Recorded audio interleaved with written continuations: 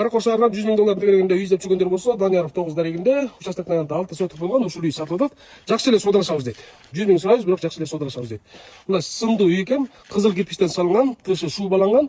Данияров 9 бул Элебаев көчөсү. Токтогулдан ылды киресиңер дагы, чыгышты көздөй бурсаңыздар эле Данияров 9 дарегинде ушул үй турат. Темирден дарбаза, крытый двор, кызыл кирпичтен салынган. Мына койгон мындай жабык. Ана четинен баштаганда мындай чарба бөлүктөрү, бияка отункана, көмүркана сыяктуу болсоңуздар болот. Анан биякта жайкы светибиз коюн. Жайында бөлмөңка сыяктуу болуп, чай ичкенге ушундай тапчан менен анан таштан тизилген подвал бар экен.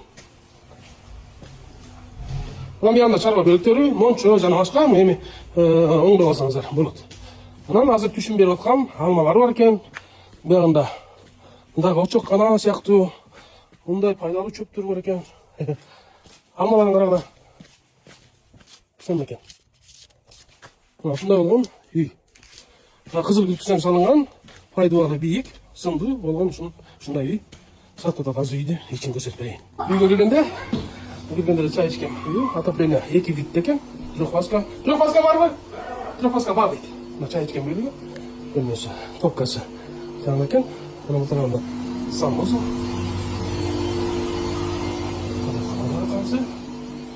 Анан мындай болгон, оң тарабында бир уктоочу бөлмө, көчө тарапта күнөс бетте. Анан бул тарабында дагы бир уктоочу бөлмө.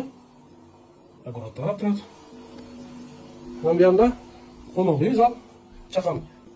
Анан бул тарабында дагы бир уктоочу бөлмө, терезелери пластиктен. Ушундай болгон үй сатылып атат достор.